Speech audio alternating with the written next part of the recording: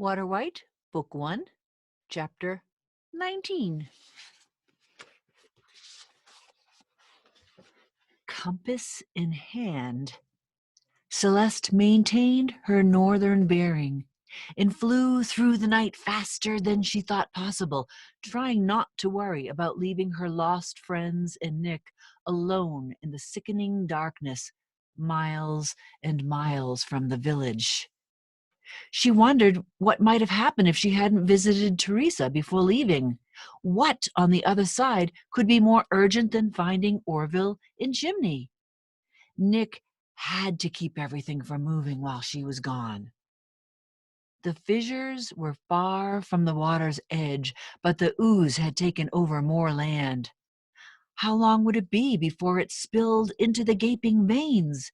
And if that happened, would there be any stopping the sickly pink water from filling them and overrunning what was left of the land behind her? Did it even work that way? Orville and Chimney would be swallowed in an instant. It wasn't long before the stench of the big water assaulted her. She would need to fly even higher to avoid nausea. More confident in her power, she pushed faster and quickly spotted the rocky outline of the island where she had rested on her first journey across. The water had risen.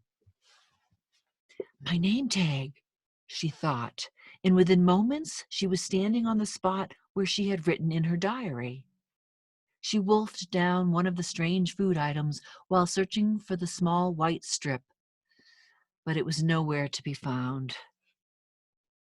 Must be washed away, she thought, and then her heart sank.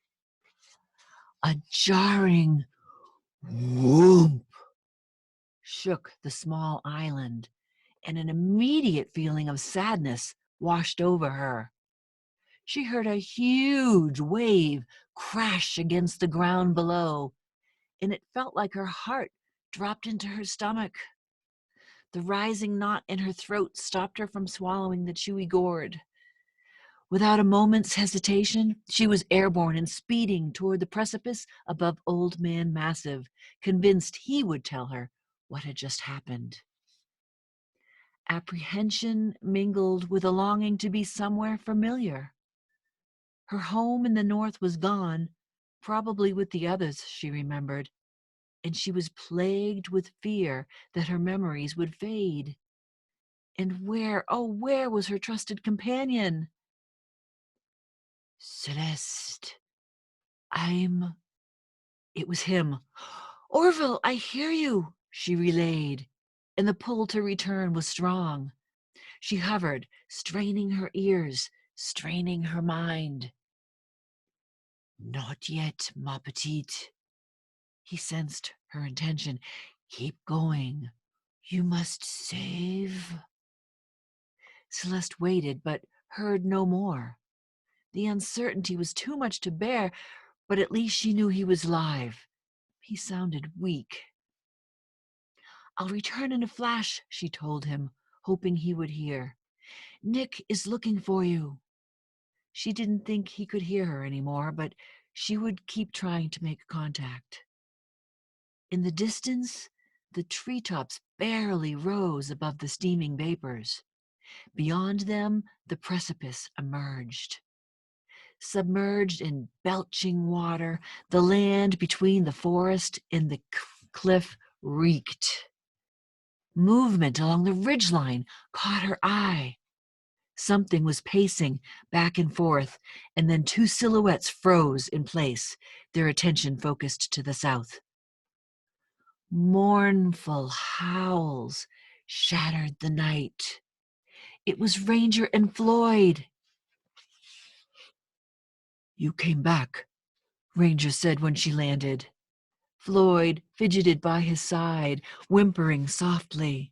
Celeste threw her arms around the dogs, who were leaner than when she last saw them. What's happened? She was afraid of the answer. There was a horrible thump, and the water was splashing. But before Ranger could respond, a thunderous voice shook the ground. Hurry, little dove, there is no time. Celeste flew down the mountain until she could see Old Man Massive looking up at her. Hurry where? What am I supposed to do? To the children's home. It may be too late. Go. His last booming word blew her away from the mountain and tumbled her through the air. Ranger and Floyd continued their sorrowful cries. Over what was once a barren field, but was now a frothing lake, she flew like lightning. The rooftop of the farmhouse was all that remained above water. Her eyes searched the darkness for the children's home. In a moment of horror, she realized what had made the island in the middle of the water shake. It was the land to the north being devoured by the water. She was too late. It was gone. They were gone. Just as she turned to head back to the mountain, she heard a tiny cough in the midst of the mist and flew into it. Hello? Hello? She shouted, frantic to find someone still alive. She couldn't see through the stifling atmosphere. Here, I'm over here in the tree, the tiny voice shouted. Help us! The only tree Celeste remembered was the apple tree at the far end of the courtyard, and she followed the voice. Perched in the top branches of the tree, only several feet above the water, was a boy of about 5. Clutched in his arms, a familiar cat whined fitfully. I tried to save him, but it was too fast. They couldn't get in, and there it goes. The boy pointed to what looked like a small boat floating away. He vomited into the water. I'll build another one, I promise.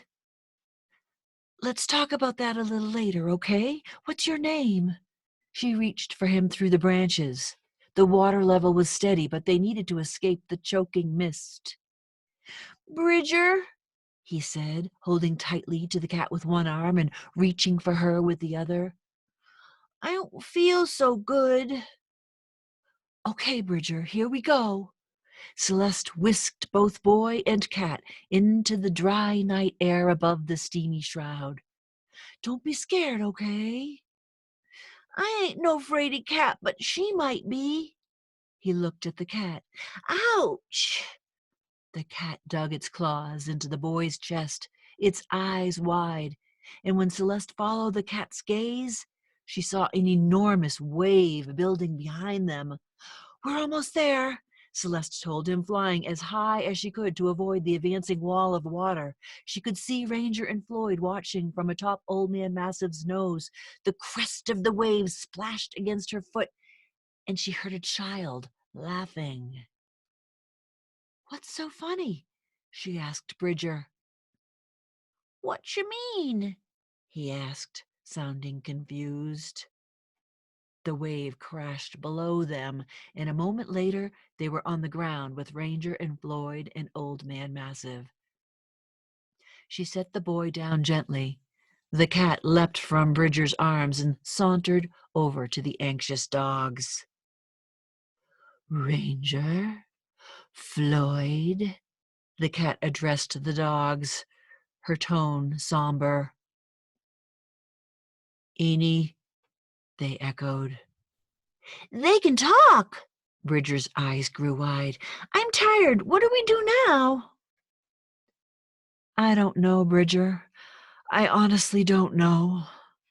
Celeste was tired, too. Ranger, Floyd, and Eenie looked to her, their faces mirrors of the sorrow she was feeling. She searched the precipice, looking for an answer, wondering how she would save 4 more orphans. Are you out there, Orville? She whispered. She didn't expect a reply. She didn't get one. That ends chapter 19 of book 1.